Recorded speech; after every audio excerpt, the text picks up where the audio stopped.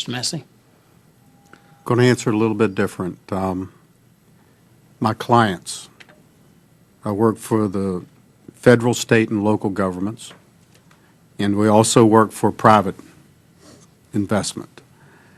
On the private side, what we see our clients doing is, one, they have to be able to get money.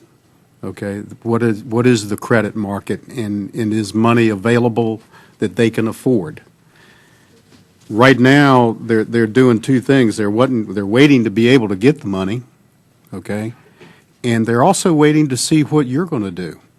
What is going to be the pattern of the new administration and this Congress?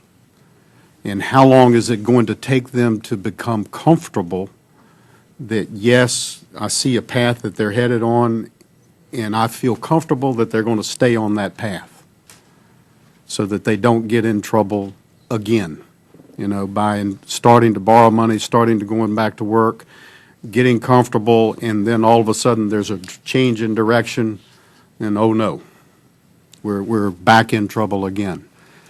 We have one project that we were working on where the owner went bankrupt, okay, and it just came to a screeching halt. We have other projects where they didn't go bankrupt, but we came into work one day and they turned around and said, go home. So the private sector is very, very leery, all right, and they want access to money on terms that they can make money. And right now they can't, and they're waiting for a direction before they start going back to work again. From the local, state, and federal governments, they just don't have any money to spend. Okay, so from that perspective, yes, it will take money to get back to building the projects. Whether they're buildings or highways or whatever they may be. From an infrastructure standpoint, it will not happen until money is available to do it. So my answer for you is both. Okay, from the private point, it's still getting back to the government, and it's what are the policies and the regulations that they're going to have to adhere to. But they have to have a level of comfort that this administration and this 111th Congress is heading in a direction, and they're going to stay in that direction, okay? You can't be all over the board with everything. In our line of work, we work around the weather, and what is the weather today, tomorrow, the next day. And we've gotten to where we can handle that. What absolutely bumfoozles us is what is going to come out of Washington, okay? And predicting what that's going to be on the long term, because we make huge investments in capital, whether it's the owner or us. I mean, right now we are going through a renewal of equipment. Have been doing it for the past 4 years, where we're getting more efficient, more environmentally friendly equipment.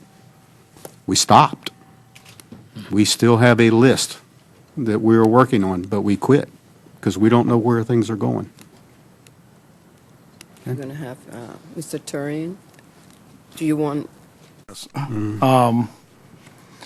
Quite frankly, I agree the legislation is a slight tweaking of our current tax policies. It's not making something go away that exists now. It just shortens it. It puts guys to work, and it gives us the opportunity to stay within a realistic timeline and scale.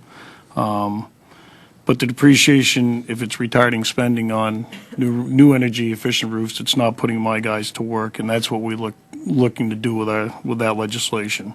I'll also echo some comments made earlier about the 3% withholding and the fact that that truly is the net income of most construction firms in this country, I believe. So basically, you're taking that off the table for our ability to have the needed capital to continue to grow and go to work. It does affect our overall net income, which affects our ability in our lines of credit, as well as our bonding. And I don't think there's many state and local groups that are very happy about the prospect of having to collect this and do the processing work associated with it. So I'm hopeful that some slight tweaks in the depreciation schedule would do a great step forward to helping our industry continue to grow and prosper. Time is expired. I'll recognize